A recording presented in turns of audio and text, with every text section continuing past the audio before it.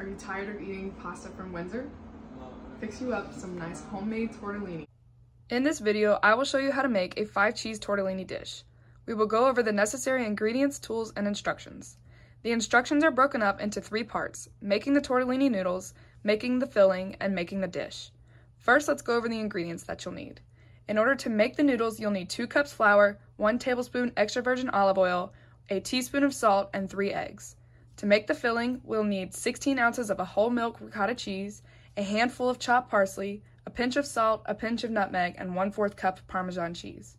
Finally, to make the dish, you'll need the tortellini noodles, cooked burger meat, 2 cans of Alfredo sauce, 1 large can of classic marinara sauce, 1 large and 1 small bag of mozzarella cheese, and 1 6-ounce bag of Parmesan cheese. Some tools that are necessary for this dish to make the noodles are a large mixing bowl, a cutting board, a water bowl, a kitchen knife, a rolling pin, and a fork. For the filling, a piping bag or a large Ziploc bag and scissors, a large mixing bowl, and just reuse the fork from earlier. For the actual dish, a large pot, a large skillet, a ladle, a spatula, a strainer, and a large aluminum foil pan. Whenever all of the ingredients are mixed into the bowl for the dough, you're going to put it onto a flat board and then add a little bit of oil to your hands and knead the dough until it's all combined together. Make sure you don't over knead it. With the kneading, you're going to want to make sure that you're pushing the dough all together and push down at the same time, and just continue kneading it until it's all completely combined.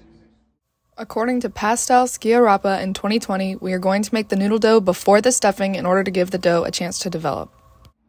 You're supposed to knead the dough until it's smooth without lumps. What's getting harder is after you start kneading, the pasta dough isn't necessarily smooth enough yet, so what you can do is just add a little bit of water.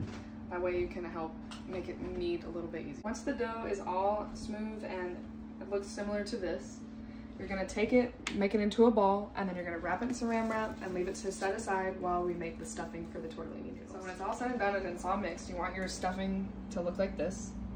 And then what you're going to do is place all of this into a Ziploc bag or a piping bag if you have one, and then cut the corner on one side, not too big but not too small. That way you can put all of the stuffing inside of the noodles. Once all the stuffing is in the bag, it should look like this with the corner edge that's cut up here.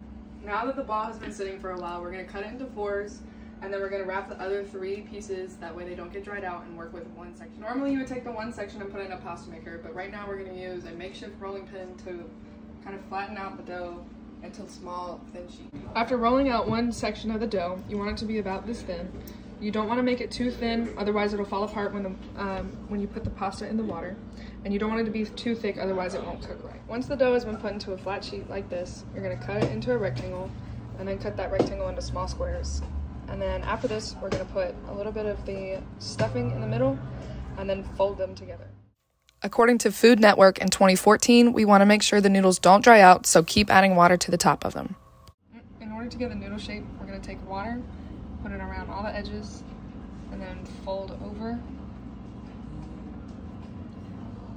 And once that's done, you're going to take a fork and just press down the edges, that way everything stays in place. Once you have all of the pasta look like this, with all of the edges stamped down, you're going to want to take a little bit of water and go over the tops to keep the pasta from getting dry. And then we're going to take the pasta noodles and we're going to put them in boiling. Once your water gets to a rolling boil, you can add some of your noodles like we have in here. I add some olive oil to keep the noodles from sticking together, and then a couple seasonings such as garlic powder and salt. That's personal preference, you don't have to.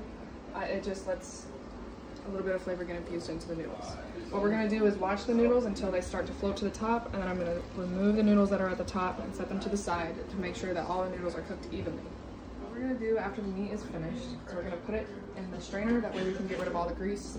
I make sure I put a bowl underneath to catch the grease, that way you don't put it down your sink because it'll clog it up later. And we're just going to strain all of that, and then we're going to combine everything into our pan in just a second. So once the burger meat is strained, I take a paper towel and kind of squeeze the meat, that way you can get some of the extra grease out. And then what we're going to do is we're going to add our tortellini noodles in with the meat. We're going to add 2 jars of Alfredo sauce.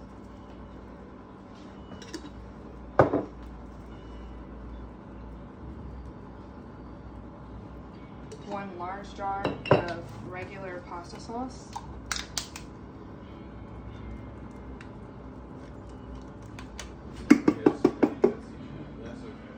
And then we're going to add this entire entire bag of mozzarella. And we're gonna stir everything up, and then we're gonna top it with some more cheese. So now that everything is mixed inside, it should look something like this. And what we're going to do is we're gonna take the rest of another mozzarella bag, and we're gonna top it off on the top of everything. Just spreading it out everywhere, that way you can get a nice melted cheesy look on top. And then we're actually gonna take a little bit of Parmesan. We're going to put it on top as well. We're just gonna spread it out on the top. And then we're gonna pop this in the oven at 350 for about 30 minutes, or until all the cheese is melted on top. After about 30 minutes, you wanna pull out your dish, and it should look something like this. The cheese nice and melted. Some of the cheese isn't gonna melt because of the Parmesan, but this is what you wanna look like, and then all you're gonna do is bowl it up and enjoy. You'll need a few ingredients and time, but with a little patience, you can have a gourmet dinner over dining court food. You'll have to make the pasta, make the filling, and make the dish, but it's all worth it. Do you think garlic bread or Italian bread would be better?